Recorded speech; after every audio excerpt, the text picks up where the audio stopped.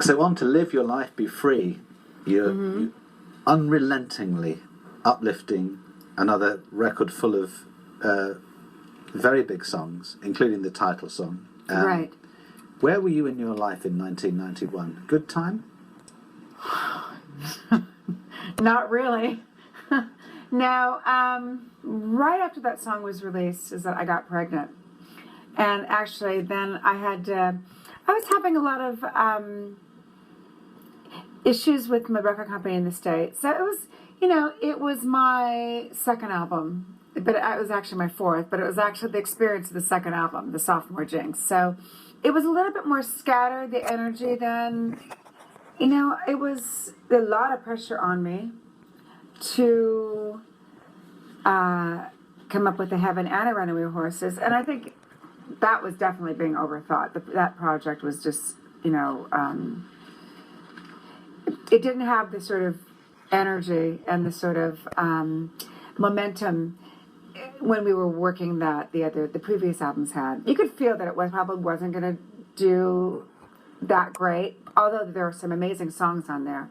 And Leave Your Life Be Free is one of my signature tunes. It certainly is. What is it about that song? Oh, I don't know. It's just one of those songs. Melodically, it has an attitude, and it's sort of a throwback to those songs that I grew up with, like in the late 60s, early 70s. It's great. It's a great, great, great pop song. Because there's annoying Knowles and Shipley people who just know how to do it, don't they? They do. Did you hear any bad songs from them? Did you turn down many of theirs? I've turned down lots of bad songs, and I've done plenty of bad songs, too. Of course, they're not on this album. Sheryl Crow guested on this one, I think. Yeah, she sang backgrounds on this. Yeah. Yeah, that was pre-Sheryl Crow. It was, and pre her Michael Jackson tour, probably. Exactly. Yeah, no, it was when she was singing with Michael Jackson. And I think she was just doing her solo album recording then. But yeah, and then it exploded for her. Could you tell in any of the people who've come and helped me, your projects, what they are, could you tell what they were going to do? Could you see that she was a future star? Or is it just too early? No. No, we don't think about it. But the weirdest one of all those kind of people, was Lenny Kravitz. Because he was the runner at A&M Records at the studio. He would get us food and stuff. And he said, I'm a recording artist. Like, And he goes, my recording name is Romeo Blue. And it's like, And then all of a sudden, it's just, he explodes. So that you can't see those kind of things coming. Because everybody wants to be a rock star. Yeah, you never can tell. Yeah. But there's a lot of talented people out there. Yeah. The way this record is sequenced, is just as strong, though, as the opening of the previous two records, because Do You Feel Like I Feel is another incredible anthemic song. Do you still do it today? No. No, I don't do that song. No. Why? Don't like it so much? No, I don't. But, something? It's Do You Feel Like I Feel? I do love the video for that. The video is great. And Nick Egan did the video. I think that's the most memorable thing about that song. And he also did the video for Leave Your Life Be Free. So he was on a roll. There are some, like You Came Out of Nowhere. I don't know if that song's on this thing, but that's a good song. Yes, it is. Talk to me about that song. What do you like about it? For me, that song, You Came Out of Nowhere, is just one of those kind of lost songs. Actually, You're Nothing Without Me is one of my favorite songs on that album, which I do live, and that does really well. Yes, You're Nothing Without Me was a song I was going to ask you about. What is it about that song? Oh, I like the attitude in that song. It's everything that, it's just funny. The lyrics are really funny. It's mean-spirited. Yeah, you can think of somebody you could direct that to when you're singing it. Exactly. Yes? No, it's great. It's a really fun song to do live. Yeah.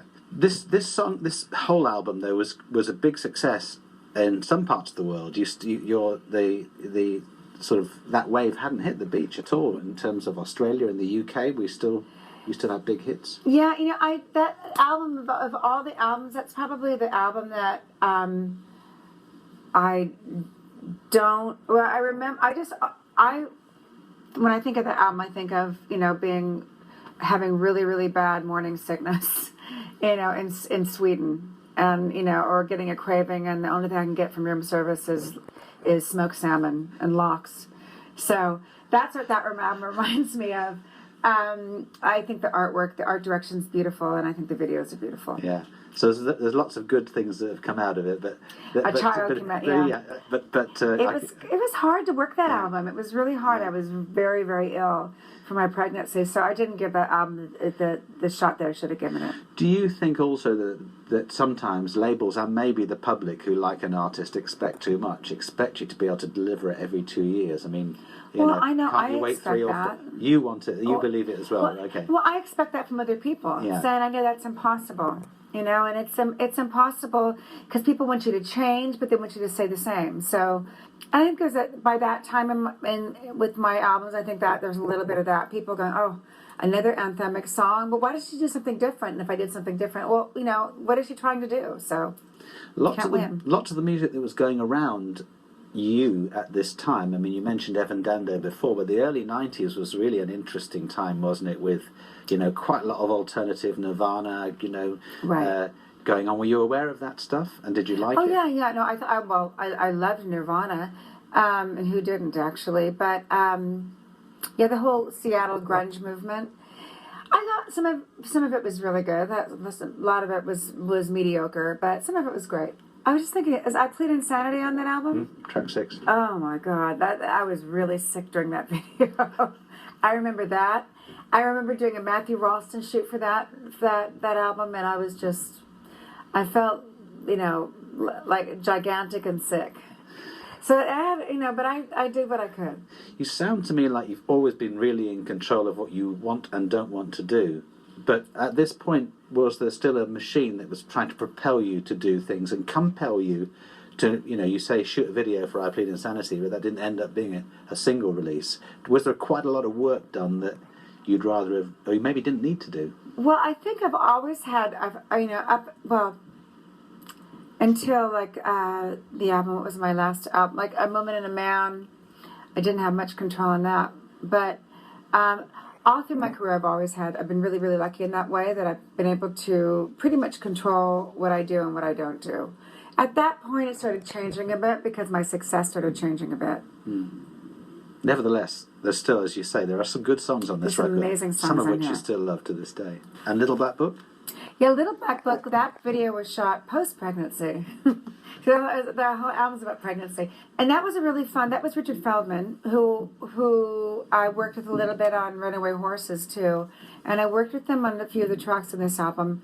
And he was a hoot. All we did was laugh, actually, And some good songs came out of that.